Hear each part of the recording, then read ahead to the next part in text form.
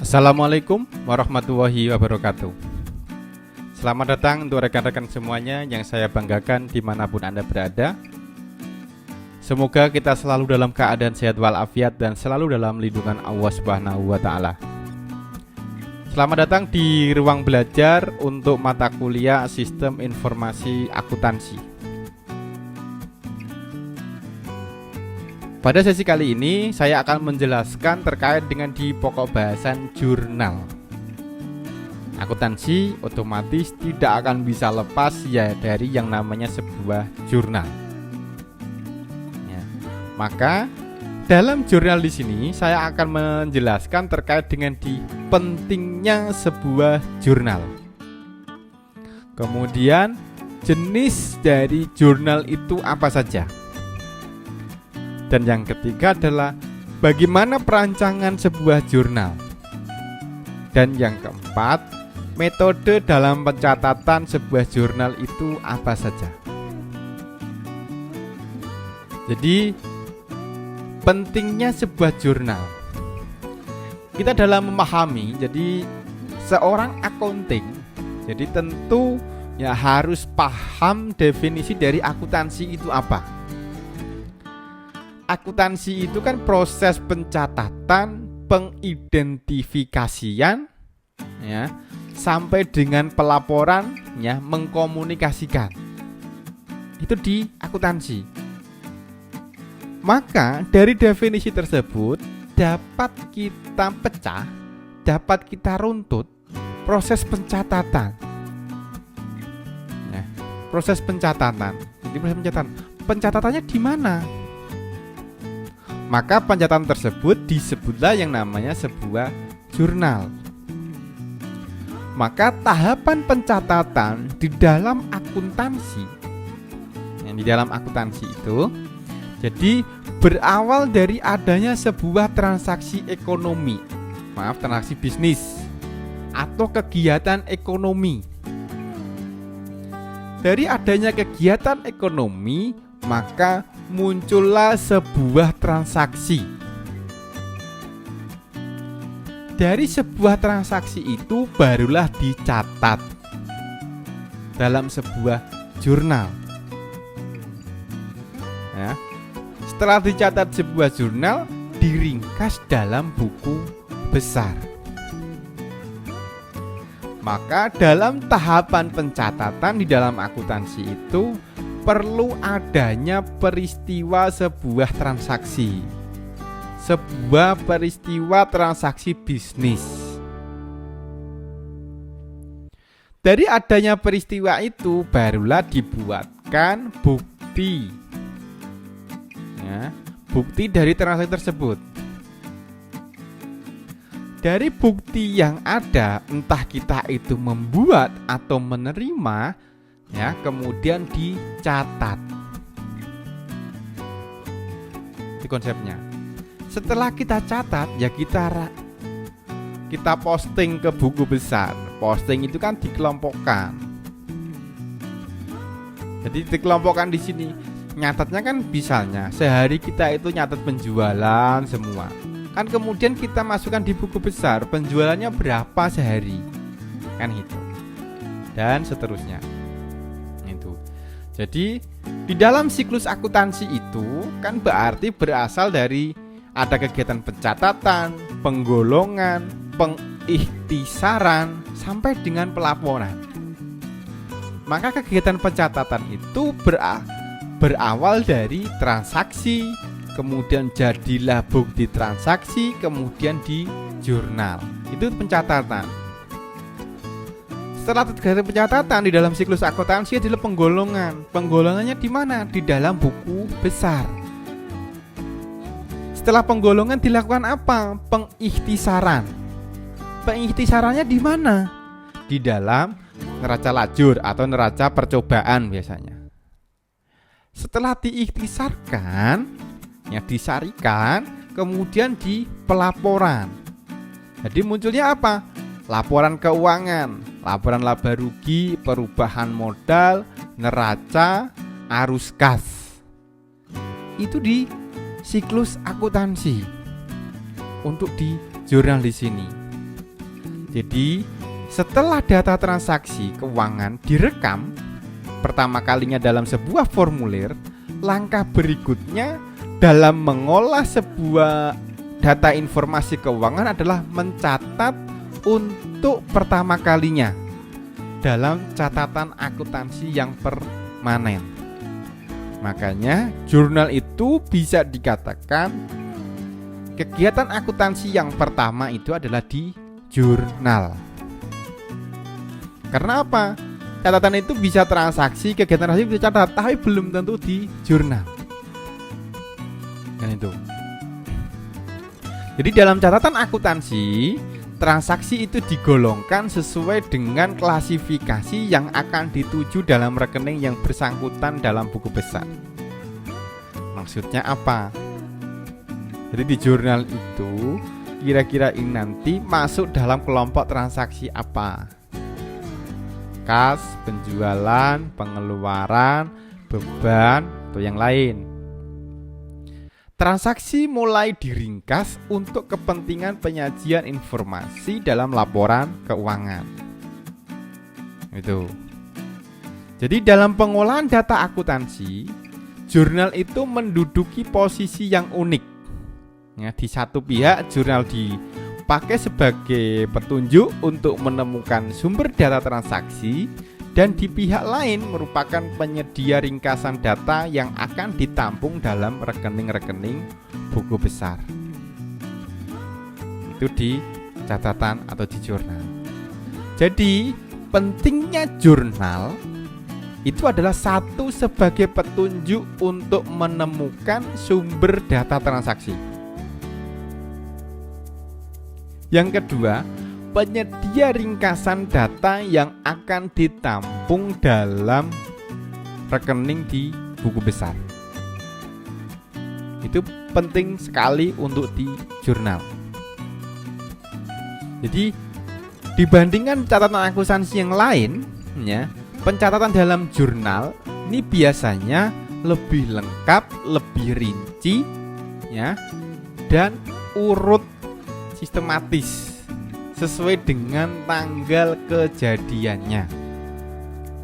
Jadi setelah data transaksi keuangan itu direkam pertama kalinya dalam sebuah formulir, langkah berikutnya dalam proses, ya, pengolahan informasi keuangan adalah mencatat untuk pertama kalinya dalam akuntansi permanen, yaitu di jurnal. Karena jurnal adalah catatan akuntansi yang pertama kali diselenggarakan, ya, maka dalam sistem informasi akuntansi, jurnal harus dirancang sedemikian rupa untuk memenuhi kebutuhan informasi yang nanti dihasilkan di jurnal. Sehingga apa? Tidak akan terjadi satu transaksi pun yang tidak dapat dicatat. Gitu. Catatan yang dilakukan di dalam, ya, lengkap dengan penjelasan tanggal dan informasi lain. Agar catatan tersebut itu mudah diusut kembali, ya, ke dokumen sumbernya. Itu di jurnal. Jadi jika transaksi perusahaan itu masih sedikit jenisnya dan rendah frekuensinya, jurnal umum itu sudah memadai untuk mencatat secara permanen transaksi perusahaan. Maka cukup jurnal umum saja. Jadi isinya apa sih jurnal umum? Ya, contohnya misalnya judul, nama perusahaan, nama entitas, kemudian ada judul jurnal umum, ada periode, ya, kemudian ada tanggal, ada keterangan, ada referensi, debit kredit, dan total setiap lembarnya. Dan itu di jurnal umum. Kalau frekuensinya kecil, cukup dalam jurnal umum. Jadi lalu bagaimana kalau transaksinya banyak? Ya, bisa menggunakan jurnal khusus, ya. Jadi jurnal khusus itu bisa digunakan, itu diantaranya adalah jurnal penjualan, jurnal pembelian, jurnal penerimaan kas, jurnal pengeluaran kas, serta jurnal umum. Biasanya ada 5 jurnal kalau transaksi yang banyak ya. Jadi sales journal, purchase journal ya, penerimaan kas ya, kemudian pengeluaran kas payment ya, kemudian ada memorial journal. Itu di jurnal. Jadi sebaliknya, jika transaksinya itu semakin banyak frekuensinya, maka akan semakin tinggi. Maka jurnal umum tidak mampu. Karena apa? Jurnal umum tidak mampu menampung transaksi yang timbul. Sehingga apa? Dibutuhkan jurnal khusus dan jurnal umum. Jadi lebih banyak biasanya karyawan itu menyediakan berbagai jurnal khusus. Lalu bagaimana jika sudah dibuat jurnal khusus tetapi transaksinya semakin banyak? Jadi apabila sudah membuat jurnal khusus dan transaksinya semakin banyak ya, jadi maka jurnal khusus perlu diperluas lagi. Jurnal khususnya dapat diperluas lagi dengan membuatnya menambah berkolom-kolom, tambah kolom. Agar apa? Dapat menghemat waktu yang diperlukan untuk mencatat transaksi, setiap transaksi yang terjadi, dan untuk mengecek ketelitian pencatatan di dalam buku pembantu. Nah itu. Jadi kenapa sih alasannya jurnal itu harus dipecah-pecah? Nah tadi, untuk mengumpulkan dan menggolongkan transaksi yang sama yang frekuensi terjadinya tinggi. Tadi perusahaan itu otomatis menjual, membeli, menerima kas, mengeluarkan kas, atau transaksi yang lain diwadai dengan memorial journal atau jurnal umum. Untuk mengurangi pekerjaan pembukuan ya ke dalam buku besar dan untuk menggolongkan transaksi yang dicatat. Untuk menemukan ya, jadi memungkinkan pengerjaan pencatatan transaksi ke dalam jurnal yang dilakukan oleh beberapa orang. Jadi bisa dibagi bagian. Jurnal pembelian, bagian pembelian, penjualan, bagian pengeluaran kas, penerimaan kas, bagian accounting ya, di memorial journal misalnya. Untuk menciptakan pengendalian intern. Dengan kita memecah-mecah, dengan kita membagi pekerjaan, otomatis ya tidak ada istilahnya kong kali kong kan gitu. Tidak dong. Yang nyatat saya, yang mengeluarkan juga saya. Ya. Yang bayar saya, yang menerima saya. Itu kan juga bisa. Dan jadinya nanti kalau dalam kondisi yang tidak enak, itu kan mungkin kita bisa keliru atau mungkin ya berlaku fraud ya, curang dan yang lainnya. Kan itu. Jadi prinsip dasar dalam perancangan sebuah jurnal itu ya, yang pertama adalah harus tersedia jurnal dalam jumlah yang memadai. Disesuaikan dengan jenis transaksi dan frekuensi kejadiannya. Sehingga apa? Memungkinkan perusahaan untuk menggunakan karyawan dalam mencatat segala transaksi keuangan yang terjadi. Yang kedua, jurnal akan digunakan untuk memisahkan transaksi ya, ke dalam penggolongan pokok tertentu seperti apa? Penerimaan kas, pengeluaran kas, penjualan dan pembelian. Yang ketiga, untuk mengurangi pekerjaan pembukuan yang terinci harus digunakan kolom-kolom khusus ya dalam jurnal sehingga memungkinkan pembukuan posting jumlah per kolom ke dalam rekening yang bersangkutan dalam buku besar. Itu prinsip dalam perancangan jurnal. Jadi bisa dilihat, bisa juga misalnya jurnal pengeluaran kas ya, atau cash payment journal itu biasanya apa? Kolom tanggal ya, kolom nomor faktur, kolom keterangan, kolom referensi, kolom debit itu bisa dipecah menjadi kolom pembelian, kolom utang dagang ya, dan kolom serba-serbi. Serba-serbi itu kan bisa dipecah perkiraan nomor akun ya, atau nama akun perkiraannya dan jumlahnya. Kolom kreditnya bisa dibagi jadi 2 kolom lagi, misalnya kas dan potongan pembelian. Ya, ini contoh untuk jurnal pengeluaran kas. Ya. Jadi nama kolom dalam sebuah jurnal itu harus sesuai dengan nama rekening yang bersangkutan dalam buku besar. yang akan menerima jumlah yang akan dibukukan dari jurnal. Nah, itu.